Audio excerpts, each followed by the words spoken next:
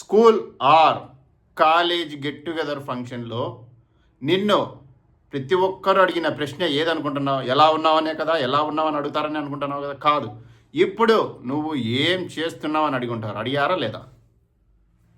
Part 1 expectations versus reality గురించి ఇప్పుడు తెలుసుకుందాం. ఆ గెట్ టుగెదర్ ఫంక్షన్కి వెళ్ళడానికి ముందు నీ మైండ్లో చాలా థింగ్స్ రన్ అవుతూ ఉంటాయి. నువ్వు అప్పుడు కాలేజీలో కానీ స్కూల్లో కానీ టాపర్ అయ్యి ఉండి ఇప్పుడు నార్మల్ లైఫ్ అనుభవిస్తూ ఉంటే వెళ్ళవు. అప్పుడు యావరేజ్ స్టూడెంట్ అయ్యింది ఇప్పుడు బాగా సెటిల్ అయ్యి ఇల్లు కారు కొన్నవాడైతే ఎటువంటి టెన్షన్ ఉండదు. వాడు ఫ్రీగా వెళ్ళి చూపించుకుంటాడు. నేను కాలేజీలో స్కూల్లో ఉన్నప్పుడు యావరేజ్ స్టూడెంట్గా ఉన్నా కూడా ఇప్పుడు నేను లైఫ్లో సెటిల్ అయ్యాను అని చూపించుకోవడానికి.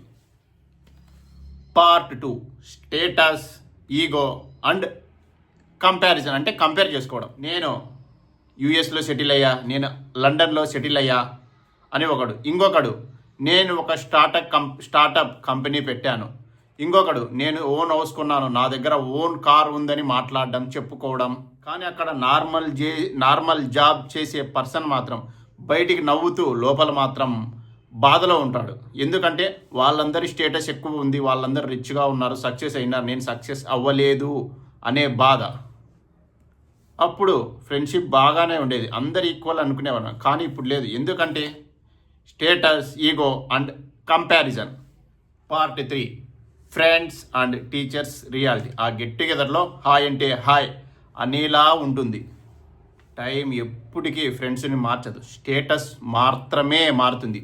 అక్కడ వచ్చిన టీచర్స్ కూడా మనం చదువుకునేటప్పుడు స్కూల్లో కానీ కాలేజీలో కానీ స్ట్రిక్ట్గా ఉన్న టీచర్స్ అప్పుడు మనకు ఎమోషనల్ స్పీచ్ ఇస్తారు. ఎమోషనల్ స్పీచ్ ఇచ్చిన తర్వాత మిమ్మల్ని చూసి నేను గర్వపడుతున్నాను, చాలా సక్సెస్ అయ్యారు మీరు అని చెప్తారు. టీచర్స్ కూడా అంతే, ఫెయిల్ అయిన వాళ్ళని ఇగ్నోర్ చేస్తారు, సక్సెస్ అయిన వాళ్ళకి ఒక షేక్ హ్యాండ్ ఇచ్చి వెళ్ళిపోతారు.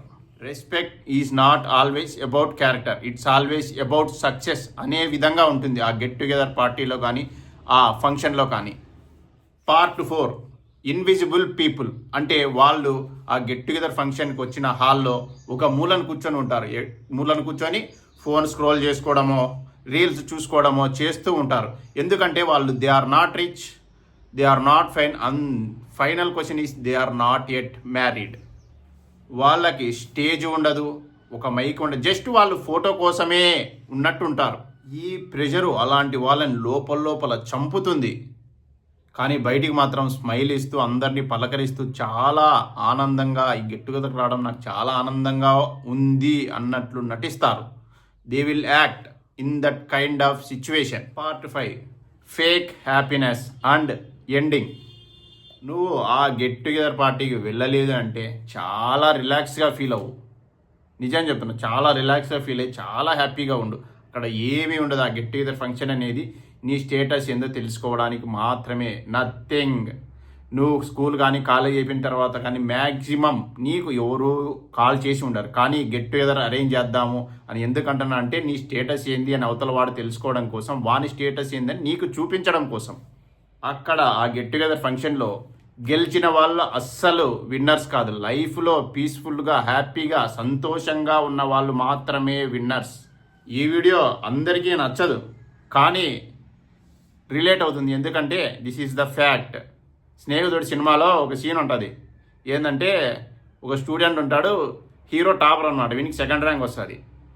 అంతా కాలేజ్ అంతా అయిపోయినాక వీడిని బకరాన్ చేస్తారు. ఏది బట్టే కొడుతున్నాడని ఏదో వర్డ్స్ చేంజ్ చేసి హీరో ఇతన్ని బకరా చేస్తాడు. బకరా అయిన తర్వాత కోపంలో చూసుకుందాం, ఈ డేట్లో అందరం మీట్ అవుదాం, గెట్ టుగెదర్ అయిదాం, అప్పుడు చూసుకుందాం ఎవరు సక్సెస్ అయ్యారు, ఎవరు ఎంత సంపాదిస్తున్నారు, ఎవరికి కారు ఉంది, ఎవరికి ఇల్లు ఉంది అనేది. That is called get together party, nothing.